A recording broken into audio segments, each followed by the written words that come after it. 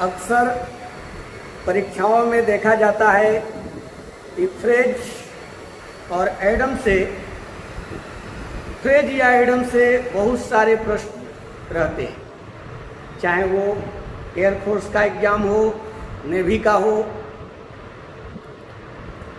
NDA का हो या आपके क्लास की परीक्षा हो, उसमें भी रहता है। तो हम लोग एक प्रयास करेंगे इस वीडियो में कि किस तरह से प्रश्न पूछे जाते हैं और कैसे हम उनके अर्थ तक पहुंचेंगे। पहले तो ये बता दें कि फ्रेज है क्या। तो phrase is a group of words. Phrase जो है एक शब्दों का समूह है। जब एक से ज़्यादा शब्द हो जाते हैं तो उस शब्द समूह को हम लोग फ्रेज कहते हैं। लेकिन वहीं a group of words which gives a different meaning, जब शब्द का समूह और वो डिफरेंट मीनिंग देता है, भिन्न मीनिंग देता है या स्पेशल मीनिंग देता है, खास कोई पार्टिकुलर कोई अर्थ देता है, तो उस समय वह एडम हो जाता है, वो एडम बन जाता है। तो फ्रेज या हम ये कहें कि एक से ज़्यादा जब शब्द हो गए तो वो समूह फ्रेज होगा। एडम भी एक फ्रेज है, एडम भी क्या है, फ्रेज है, लेकिन वहाँ डिफरेंट मीनिंग भी निकलता है, अलग अर्थ निकलने लगता है। तो आज इसी की चर्चा हम लोग करने वाले हैं। अब देखिए, choose the correct meaning of the given phrase from the given options. ये दिए गए जो ऑप्शंस हैं, 4 ऑप्शंस दिए गए हैं, इनमें से दिए गए फ्रेज का, दिए गए एडम्स का करेक्ट मीनिंग, सही अर्थ आपको चुनना है, सही अर्थ चूज करना है। तो देखिए, फर्स्ट क्वेश्चन आपके पास है अ वाइल्ड गूज चेज। अब इसका अगर सामान्य अर्थ अगर हम देखते हैं तो यही अर्थ निकलेगा कि अ वाइल्ड एक जंगली गूज यानी हंस, चेज यानी पीछा करना, एक जंगली हंस पीछा करना, ये अर्थ आ रहा है। लेकिन हमें मुहावरेदार अर्थ को लेना है और ऑप्शन दिया गया है। पहले तो ये हमें जानना है, इसकी हिंदी को याद रखना है, इसका अर्थ, इसका मीनिंग याद रखना है। हम लोग चूंकि पहले हिंदी में अर्थ को समझते हैं और फिर उसकी अंग्रेजी खोजते हैं, ट्रांसलेट करते हैं अंग्रेजी में। तो ए वाइल्ड गूज चेज का अर्थ जो है होता है निरर्थक खोज, निरर्थक खोज। निरर्थक यानी यूजलेस, बेकार की खोज। यूजलेस, जो यूजफुल ना हो, यूजलेस हो, यूजलेस शब्द, निरर्थक खोज। अब इसके करीब हम देखेंगे कि इसमें से ये जो ऑप्शन दिए गए हैं वो कौन सा ऑप्शन इसके करीब अर्थ रखता है। तो आप देख रहे हैं ये फ्रूटफुल हंटिंग है। तो फ्रूटफुल यानी लाभदायक होता है, लाभदायक खोज, लाभदायक जो है शिकार करना, हंटिंग करना, खोज करना। बी है जेन्युइन एफर्ट, वास्तविक प्रयास। सी यानी सर्च यानी खोज, और ये हो गया फ्यूटाइल सर्च। तो फ्यूटाइल का अर्थ होता है यूजलेस, बेकार, निरर्थक। तो इसका मतलब कि ए वाइल्ड गूज चेज का अर्थ हमारा हो गया फ्यूटाइल सर्च। फ्यूटाइल मतलब यूजलेस। तो यूजलेस सर्च यानी फ्यूटाइल सर्च। तो ए वाइल्ड गूज चेज का अर्थ हो गया निरर्थक खोज यानी यूजलेस सर्च, या हम कहें फ्यूटाइल सर्च। वाइल्ड गूज चेज मीन्स क्या होगा, तो यूजलेस सर्च, या हम कहें फ्यूटाइल सर्च। फ्यूटाइल यानी बेकार का, निरर्थक, सर्च यानी खोज। अब सेकंड क्वेश्चन को देखते हैं। सेकंड जो एडम दिया हुआ है, सेकंड जो फ्रेज है, टू फेस द म्यूजिक। सामान्य अर्थ अगर देखें तो फेस, सामना करना, म्यूजिक यानी संगीत का। लेकिन टू फेस द म्यूजिक का जो अर्थ होता है वो परिणाम का भुगतान करना, परिणाम को भुगतना, परिणामों को भुगतना। भुगतना मतलब सहना, बियर करना।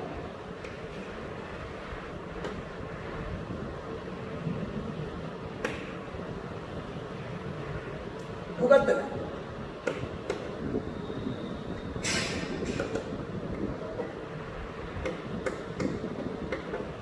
अब देखिए, टू फेस द म्यूजिक का अर्थ होता है जो किए हुए, जो आपका जो परिणाम है वो परिणाम को भुगतना, सहना, बर्दाश्त करना। तो अब देखेंगे इसमें क्या, टू एंजॉय म्यूजिक प्रोग्राम, क्या म्यूजिक प्रोग्राम का आनंद लेना? तो नहीं। टू बी ग्रीटेड रूडली, अभिवादन किया जाना बड़ी कठोरता से, असभ्यता से, अशिष्टता से, रूडली। या टू बियर द कॉन्सिक्वेंसेज, परिणामों को बर्दाश्त करना, सहना, भुगतना। या to be offered warm hospitality, या ऑफर किया जाना एकदम गर्मजोशी के साथ आतिथ्य को, हॉस्पिटैलिटी को।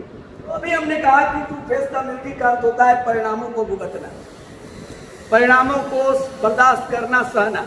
तो यहाँ हो गया to bear the consequences, to bear the consequences यानी परिणामों को भुगतना, परिणामों को बर्दाश्त करना। कॉन्सिक्वेंसेज, परिणामों को, जो परिणाम आपने काम किया है उसके जो परिणाम है, जो रिजल्ट है, जो नतीजा है, उसको बर्दाश्त करना, सहना, भुगतना। अब 3 नंबर आप देखते हैं, ये फ्रेज है ए मैन ऑफ लेटर्स, विद्वान या साहित्यिक आदमी। तो साहित्यिक आदमी, तो बताइए इसमें से इसका जो अर्थ है साहित्यिक आदमी,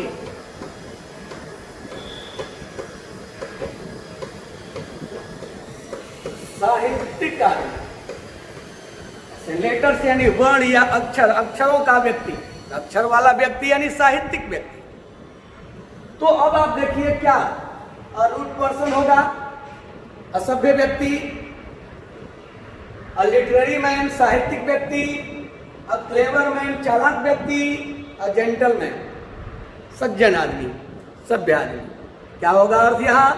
तो यहाँ अर्थ होगा अ लिटरेरी मैन यानी साहित्यिक आदमी।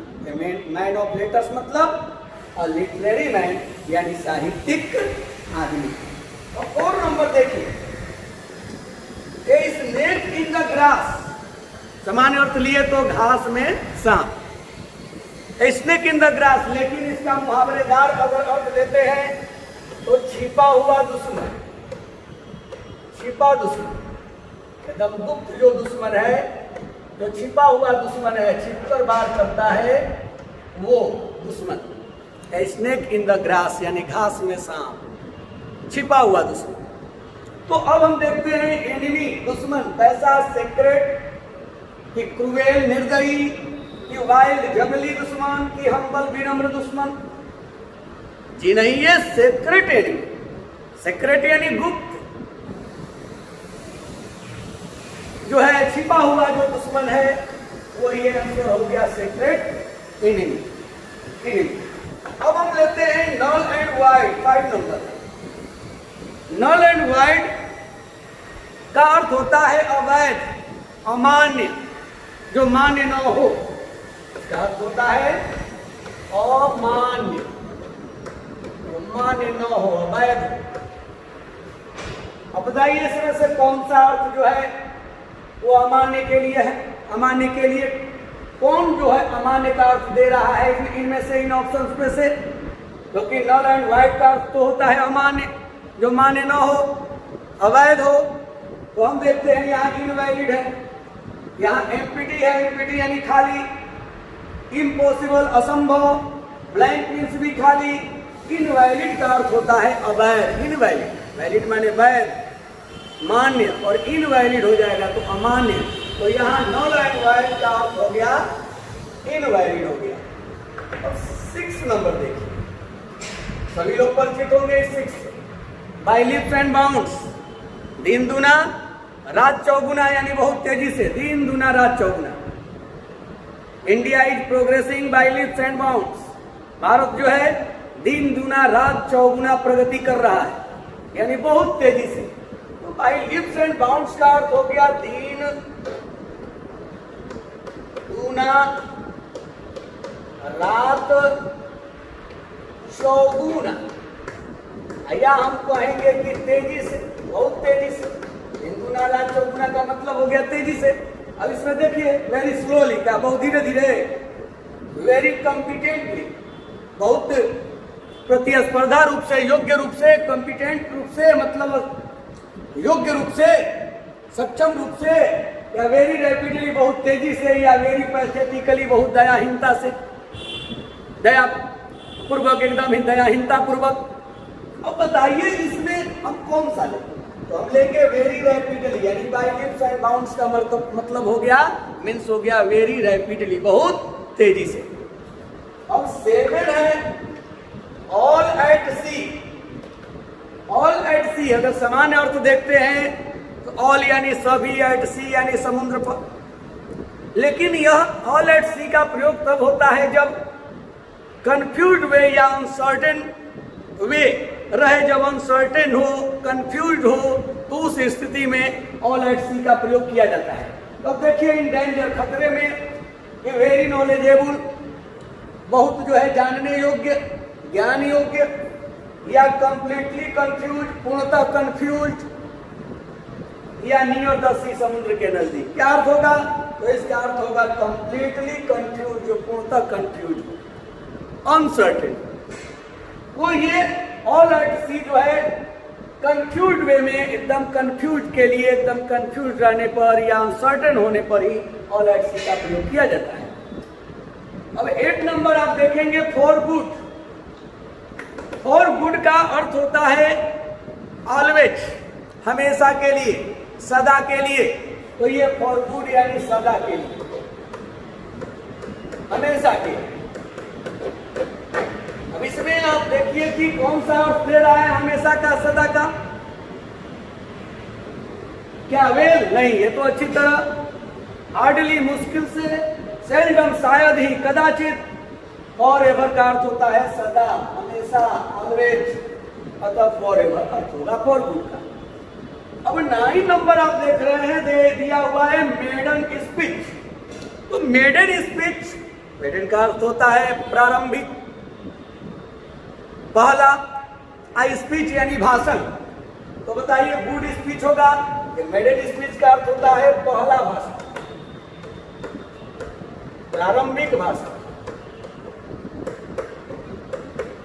पहला भाषण या प्रारंभिक भाषण।